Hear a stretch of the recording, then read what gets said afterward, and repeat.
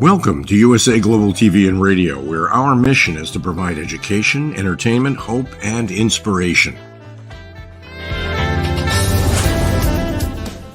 USA Global TV and Radio connects you with experts and audiences all around the world every single day to help you succeed in business and to live a richer life. Visit us at usaglobaltv.com to learn about career and life-changing training and mentoring programs like the Listening Mentor. Subscribe to our newsletter to stay informed about our special programs and offers. Discover how you can become a guest on one of our shows or a host or producer of a USA Global TV and Radio show of your very own. That's USA Global TV and Radio, where the doctor is always in.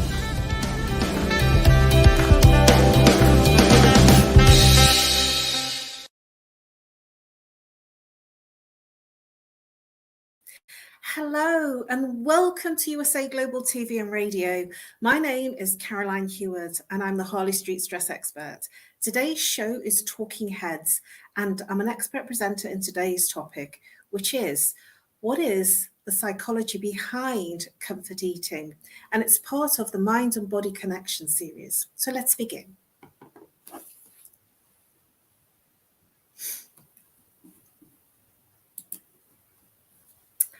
I'd like to start with a quote by Valerie Bertinelli. She says, "As an emotional eater, I eat to soothe." Ellie Krieger, she says, "Comfort food is the food that makes us feel good, satisfied, calm, cared for, and carefree. It's food that fills us up emotionally and physically. Finding comfort in food is a basic human experience." Ellie Krieger.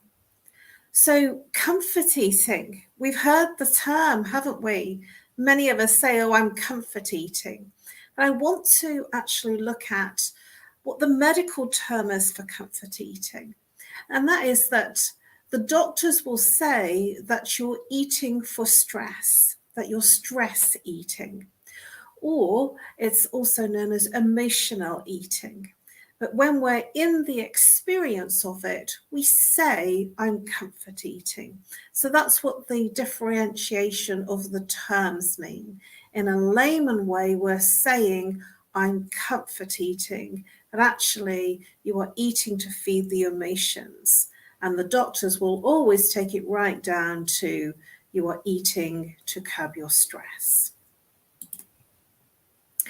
So let's look at the emotional eating cycle, which is actually where the doctors sit in terms of this experience of comfort eating.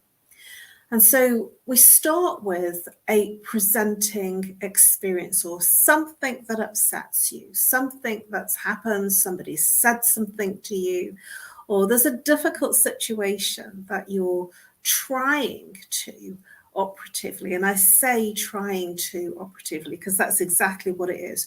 You're not succeeding. You are handling things logically, physically, mentally. You are handling things from a logical space and a practical space. It might be a difficult situation that you find yourself within your personal situation, your relationship, or indeed in your working environment. Or it might be in a friendship that you might be finding a challenging situation. But then what happens is feelings come up that are very difficult to handle because you're locked in the experience of the physical, practical, logical aspect of dealing with the situation. And so the feelings get suppressed because that's in the Western culture, we've learned to do that. We've learned to suppress the feelings and emotions because we just have to get on with things. We just have to just keep going. And when we keep going, we don't have the emotional space for the emotions. So what we do is we eat for the emotions. Now, the emotions and feelings, they reside in the second chakra.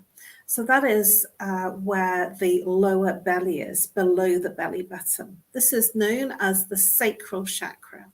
This is where the feelings and emotions reside.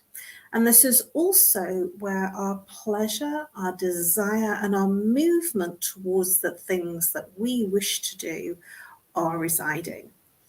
And the element associated with this chakra is water, which is what the movement is all about, and desire.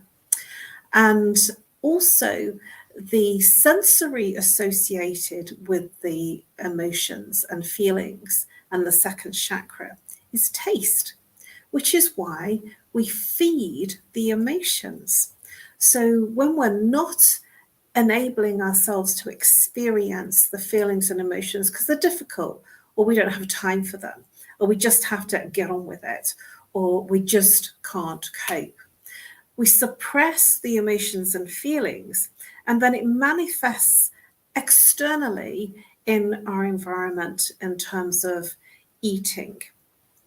For some of us that are eating for comfort, we are literally eating to suppress the overwhelming sensations of feelings and emotions. And when we suppress the appetite because we just don't want to deal with the feelings and emotions, so we suppress it, food, because it is going to entice the sensory of taste and the sensory of digestion and pleasure and desire, it circumvents and goes round the expression of the feelings and emotions, and then we feel good by eating something. We might sort of go into the fridge and eat a big chocolate ice cream, or we might go into the fridge and have something else that's like a bar of chocolate or a cake. But whatever it is, what it does is it suppresses the emotion that we are feeling. So you're feeling, when you're suppressing that experience of that upset, that sensory experience to feel, it then gives you an overwhelming urge to eat, because when you suppress that second chakra, it then kicks into a physical manifestation of needing to feed itself. And then you eat more than perhaps maybe you should, because you're trying to, and I say that operatively, you're trying to curb the feeling, the desire, the sensory of taste. And so you're curbing that sensation by eating more from that sensory experience of the taste overlaid. And then when you have finished the eating and the experience of tasting, there is then an overwhelming feeling of guilt. And the reason that we feel guilty is because the saboteur of the second chakra, also known as the sexual chakra, is guilt. And so we will feel guilty. And this is why that turn of phrase, guilty pleasure, comes from, or pleasurable guilt, because they're two edges of the same coin and of the same sword.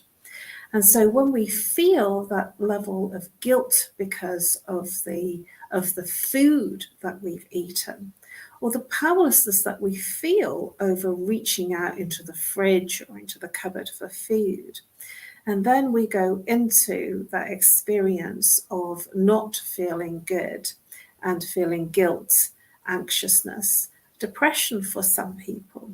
Well, for some people, it will simply curb how they are feeling about a situation until the next time it comes up. And then we go round the cycle again. Something happens which upsets you, which then leads you into an overwhelming sensory experience within the body to eat. So can you see that when you're in difficult and stressful situations, that we do reach out for something that makes us feel better, feel good, or taking away the feelings that we're feeling. And that's because the feelings and emotions are in the chakra about movement. They're in the chakra about moving towards things that you desire. And when you're in a difficult situation and you don't feel comfortable to move forward, what happens is that there is a restriction physically. And so that chakra needs to be fed, literally, so it feels better. So let's look at the fridge when we're comfort eating. In the Victorian times, there was no fridge. There was no fridge freezer. There was no place to put your food so it kept. And there certainly wasn't that much of the sweet-natured foods that are so readily available in our current times. And so because there was no fridge, there wasn't such an issue with this type of comfort eating. And so the fridge is actually modern man and woman's demise, because it keeps things fresh for longer. And have a look and see what's in your fridge. Have a look to see what you're filling your fridge with. So one of the things that an invitation that I will give you is, if you're filling your fridge with comfort foods, with foods that make you feel good when you're feeling stressed, like cakes and chocolate bars and sweet treats, then this is what you're going to find when you are reaching out into your fridge, opening the door to comfort eat. If you limit what you buy, which is also a reason for when you're shopping for food, it is really important to shop when you're not hungry, because when you're hungry, the sensory of the body's experiences will be reaching out to have that sugar fix, that sugar and carbohydrate high, that dopamine fix that we feel so good from, that gives us the immediate comfort and experience of pleasure, and also is followed very quickly by a big trough, making us feel not so good and feeling stressed. So what are you filling your fridge with when you're going shopping?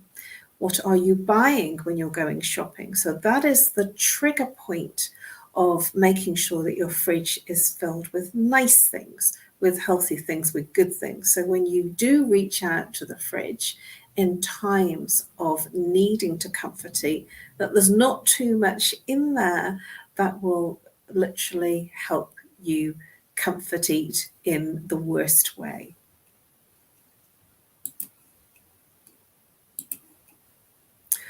So are you reaching out for chocolate? Well, this is one of my vices.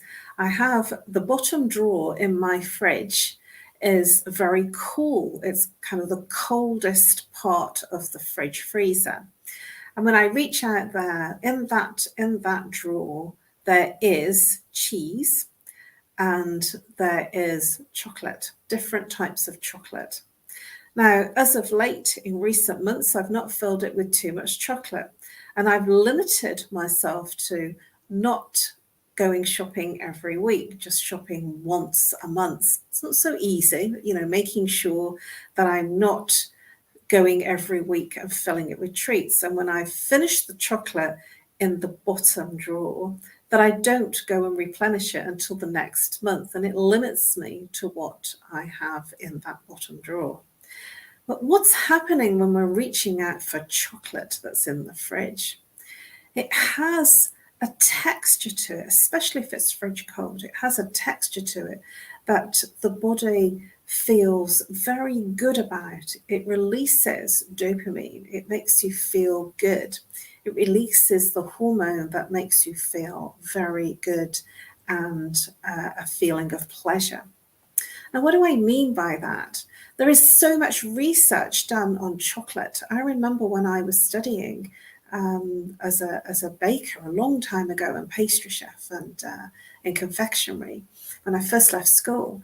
And I got very, very friendly with someone that was a lecturer, and he used to do a lot of research for Cadbury's.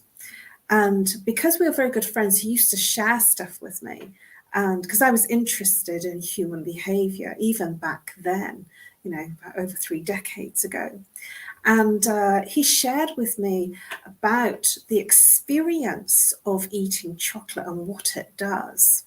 And one in particular that I remember was the flake. I used to say that it was like the nicest experience of eating chocolate, but I like to eat a flake chocolate bar on my own because it just used to crumble everywhere. And I used to feel like I was looking like a real mess. But the flakiness of the flake chocolate bar did something to the sensory taste buds in the mouth. And that mastication of eating chocolate released all sorts of feel-good endorphins, which is why we reach out for the chocolate, because it makes us feel really good. And there was all sorts of incredible research done in terms of what happened, what texture, what bite, what ingredients, what amount of sugar, what amount of nuts and fruit went into a chocolate bar to actually give you that taste and that feeling. And that's a fix. It is known as the chocolate fix. And chocolate is known in many, many years. Even the Victorians would use chocolate as an aphrodisiac. And so chocolate really has a comfort value. And if you look at children, they feel absolutely incredibly high when they've had a bar of chocolate. So there's something in the ingredients in chocolate that gives you this chemical fix in the brain. It creates more dopamine, which makes you feel good, and it alleviates, for the time that you're eating it and a short time afterwards, that experience of feeling really good and high. And it's a sugar rush. It's the sugar and the flavors. So much research and attention has been given to the taste, texture, and what goes into a chocolate bar, which is why they're still so popular, even though they're not good for us. So what is the gut-brain connection? There is much research done in today's times about the connection between your gut and your mood. And this gut-brain connection is very much understood because we say things. We say things like, I feel that, I feel really yummy right now, or I'm feeling a level of excitement, and the excitement is in the gut. We might feel butterflies, we might feel anxious, we might feel pleasurable. But all of these things that we're feeling are usually felt in the gut. And that is because it's a sensory organ. It's also known as our second brain, the abdominal brain. And so if you don't experience through your emotions and feelings, the gut starts to emit and feel. So if you ever felt anxious and it's literally curbed your experience of eating, or if you ever felt a need to eat and then it's changed your mood, it's changed the way that you feel, and it's changed the way that you are able to cope because you've given the gut an experience of sugar overload, of a carbohydrate overload that makes you feel different, better, more able to cope. And so this is a short-termism for an experience. And it's the sugar rush, the carbohydrate rush, and the feeling of sensory in the gut, which is actually where the emotions reside, but we're feeding the emotions with food. And so if you're feeling anxious, sometimes the gut will contract and we won't want to eat because we're feeling anxious. And sometimes we feed that anxious. So it could be that if you're feeling stressed or upset, that you move the plate away from you because you're not feeling comfortable to eat, or you've lost your appetite. And sometimes some people, they eat for comfort because they're feeling that they need something to feed their appetite. And so there can be instances where some people will eat cream cakes, chocolate, savouries, or they'll just keep eating for the experience of feeling rather than feeling and experiencing the emotions. So the gut-brain has a synergistic link, which is why when we're stressed, there are all sorts of disorders that happen in the gut. For instance, irritable bowel syndrome, colitis, diverticulitis, inflamed colon. So all of these things are related to an effect of stress, because when we're stressed, we create more acid in the body, more cortisol, which has a detrimental effect on the gut and can cause a leaky gut, which means that the gut is literally, the intestine is literally leaking acid, which it's not supposed to be leaking, which will then give rise to things like where you have heartburn, where the acid from the stomach, from the gut, comes up into the upper esophagus and then up into the throat. And this is where you get that feeling of an acidity. And I know many people that have, as a regular thing, an antacid tablet or something to calm down the reflux that they're experiencing. And it's the fact that the gut has become leaky and the acid that's supposed to stay in the gut comes up, which can cause all sorts of problems in terms of inflammation of the colon, the small inner intestine and the outer intestine. And it can cause all sorts of problems when it comes up the esophagus when it shouldn't do. But the important thing here to note is that it changes and has an effect on your mood. So if you're feeling stressed, the gut will feel it and then the mood will change. And it's all to do with the experience of the fact that the gut and the brain and your feelings, emotions, and your mood of anxiousness, depression, stress is all synergistically linked. So let's look at 7 types of emotional eaters. Some people will eat because they've done something really well. And I go, I'll go and treat myself to that cream cake. Or for some, it might be that glass of champagne or that glass of wine. Some people might go out and have a splash out meal because that's their way of rewarding themselves. Or eating lots of carbs that they wouldn't normally eat because they're rewarding themselves. Some people eat for harmony. So when they're out in social environments and social connecting with others socially at parties, they will go and eat to be socially accepted. So if somebody offers them a cake or offers them a pastry and it isn't normally their thing, or a biscuit, they will most likely, to please the other person, they will accept the gift of the food, even though it's not their norm. It's sometimes much harder to say no thank you in those social situations rather than literally accepting the gift of the food. I don't normally eat biscuits. There's certain biscuits that I quite like, and I would never buy biscuits for myself personally. If I go to a social event and there's ginger biscuits, for instance, or a biscuit with chocolate on it, I will probably go and take 1 or 2. And that's because that's not my norm. So that for me is a treat. And if I don't do it very often, it feels okay to do.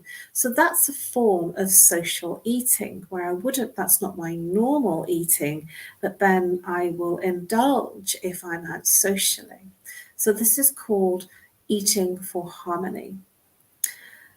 Are you the type of person that eats for boredom, that you are so bored? And certainly in our changed times where many people are working from home these days, and many people were working from home certainly in 2020 and in 21, and some still in 22 and 23, where there is that flexibility to go into the cupboard or go into the fridge. And that's because we haven't got all the normal constraints of our normal working environment. So we will reach out into those places. So the eating times are different. And when you're eating for boredom, the body and the mind is disconnected. So the feeling that you're wanting to experience is you're wanting to experience some form of pleasure. And so food is being used as a way to change your experience of feeling bored to an experience of feeling pleasure. Are you eating because you're lonely? So many people that live on their own will reach out into the fridge or the cupboard because they're lonely, because they can. I remember one of my friends a long time ago, she said to me, which I found really amusing because I was still living with my family at the time. And she said, you know, when you live on your own, babe, you can actually go into the freezer and you can reach out for a Ben & Jerry's and you can eat a Ben & Jerry's cookie dough ice cream to yourself, and nobody can say anything to you because nobody knows. And it did make me smile because I didn't actually know what she meant. But then when I did move out of my family home and did move into a home of my own, I kind of got it. I really got that nobody can see when you're reaching into the fridge, or the fridge freezer, and into the cupboard. Nobody can actually see what you're eating. And so eating because you're lonely, what it does is when you're needing an experience of sweetness in your life, or an experience of pleasure, of sensory pleasure, sensory taste in your life, because this is where this chakra is all about your zest for life, your pleasure, your spontaneity, your fun, your childlikeness, your laughter. This is your desire center. And this is fed by taste as the sensory. So if you're feeling lonely, you are actually eating so that you experience an experience of pleasure rather than loneliness. But loneliness is an experience of the mind. It is not a physical experience. Loneliness belongs and resides in your mind. If you look at a child and you ask them, are they lonely? They don't even know what that means because they're sensory. They're in every experience of their sensories. And so loneliness resides in the mind. So if you're feeling lonely, it's because you're thinking and overthinking and not experiencing from your true sensories. We may eat because we're feeling anxiousness, we're feeling a level of anxiety. And when we feel a level of anxiety, which also is a mind thing, it is a mind challenge when we're constantly thinking about future things. What about this? What about that? If I don't do this, if I don't do that, what am I going to do next? So we're focused on the future things.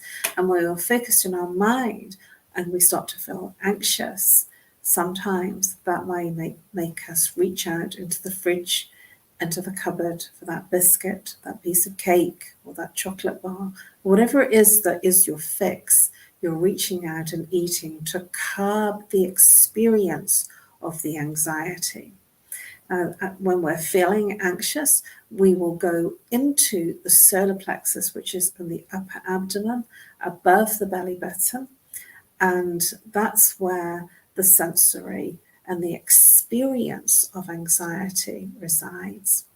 Now, what I mean by that is the solar plexus is all about your control or lack of control in a situation. It's also where our upper abdomen is, which is part of the digestive tract. And this is where the food starts to get digested firstly before it goes down into the larger colon. So when we're feeling an anxiousness, sometimes we will feel a constriction on our experience of eating, like I don't feel like eating, or we might feel an openness to feed the anxiety, and so that we eat continuously to stop that feeling that we're feeling in the body. We may eat because we're feeling tired. We may eat because we're trying to stay awake and we're tired, so that if we just reach into the cookie jar and have another cookie or have another piece of cake, we will feel, it'll give us that sugar rush to feel a level of experience of energy. There's another one that I want to look at, and that is that we may eat because we're feeling angry. We're feeling angry about something or someone. And anger resides in the solar plexus, which is the upper abdomen. And when we're feeling angry, we're feeling angry generally because we have responsibility for something and actually none of the control. And that's an interesting dichotomy, because we will feel that we have to resolve something, but then in terms of our responsibility to solve something, that this is where we're not feeling that we're in control of the situation. So we will eat to curb the anger that we will feel. And the final of the emotional eaters is the person that binge eats. And they're binge eating because, again, this is about they're feeling a lack of control in their lives. And food is a source of control, how much or how little we eat, or if we don't eat or comfort eat. But the binge eating is where we abstain from eating all day and into the late hours of the day and night. And then when we do go and eat, we then raid the fridge and the cupboard, and everything gets sprawled out, and we're just eating at speed and not experiencing the experience of the sensory of taste and the sensory of experiencing the pleasure of the taste buds and the experience of experiencing that pleasurable taste when we eat. So what can we do about all of this?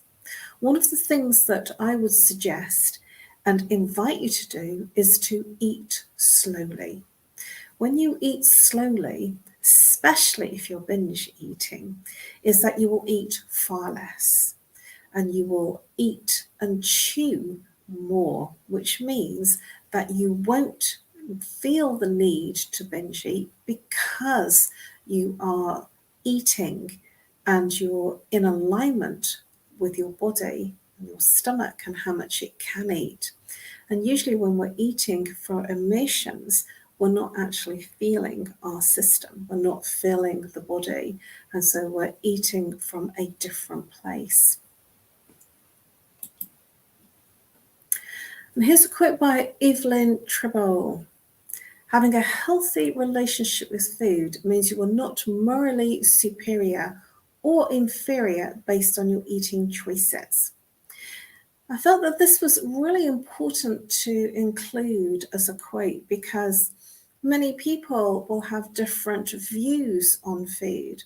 Some people will eat because they eat for comfort. Some people will eat for strength. Some people eat on the go in terms of having a sandwich at their desk if they're eating at work. And so it's functional. Some people just eat and it's like sort of so quick that they just shove the food down and they're not experiencing the food. And some people will go to the fast food outlets and they're eating because it's convenient. And certainly in our world times now, when I was a child, there was very few fast eating places. There wasn't places like the pizza places. And when I was growing up as a child, there wasn't McDonald's and there wasn't things like Burger King. There was very few fast food outlets in the UK. And so we would have something that was quite staple and nutritious, or be it quite boring, meat and 2 veg, but, sort of very English and very British. And the thing is, when there's no right or wrong, there's just what's eating for your type and eating what's right for you. There is a lot of research that's being done that if you're eating a lot of fast food, that it is so heavily processed that it isn't going to be acceptable to your system over a long period of time. And it will cause a system breakdown in your body because it can't cope with the amount of fat, sugar, and carbohydrate that we're ingesting through fast food. And it doesn't make you morally superior or inferior. It's only based on you eating in terms of what's right for you. So some people will do very well in a low calorie, low carbohydrate diet, and some people do really, really badly. Some people do really well if their diet is high protein, like eating lots of cheese and meat. So there is eating right for your type. But what concerns me, especially in our changed times, and certainly when a lot of food outlets were closed back in 2020, a lot of the fast food outlets were shut down, as was most other outlets shut. And I was surprised at the responses of young children saying that there was nothing to eat, that the Kentucky Fried Chicken was closed, the pizza bars were closed, the burger places were closed, and they didn't know what they were going to eat. And it really surprised me. And I was surprised at what I saw in terms of children throwing tantrums about the fact that they wouldn't eat food that the parents were cooking because they were living on so much fast food. And I do have a concern about that because fast food is it is an entire industry that is based on what I would say is quite unhealthy eating, certainly in its preservatives, its sugar content, and its carbohydrate.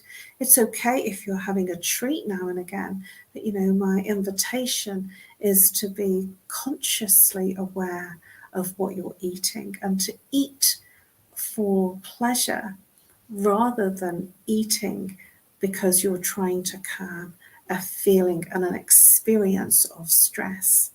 Because if you're eating to curb stress, that will have an impact on your body, because the body still needs to handle your inexpressed and unexpressed emotions and feelings.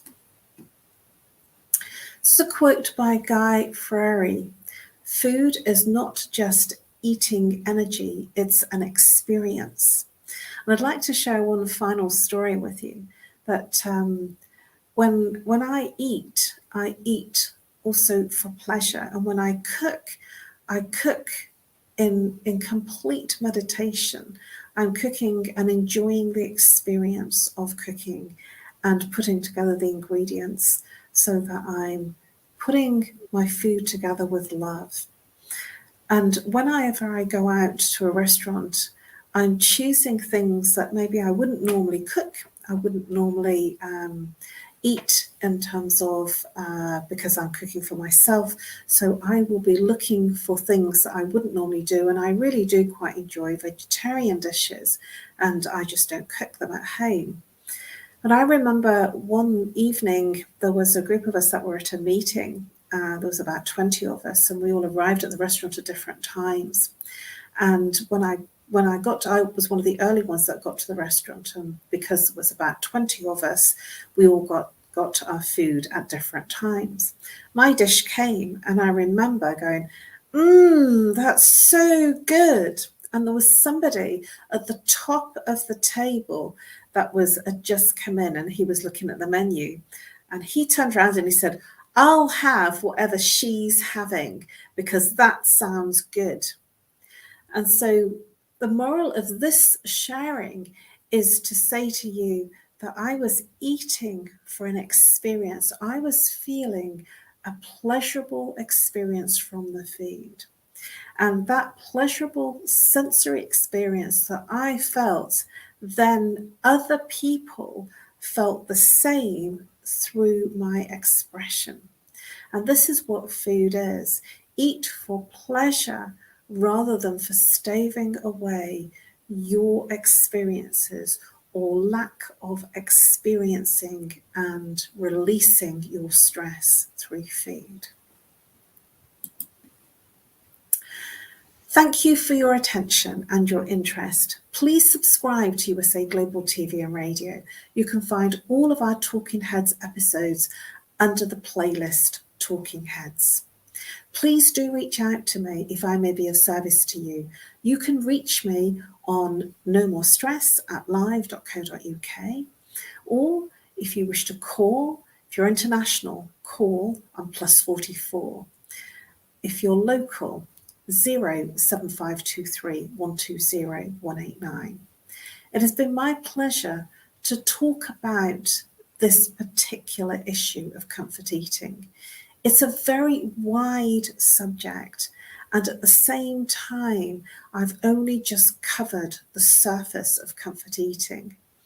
And if you would like to know more and you have this issue of comfort eating, I offer a free consultation on Zoom, Skype, Messenger, audio or video, or on call if you're camera shy.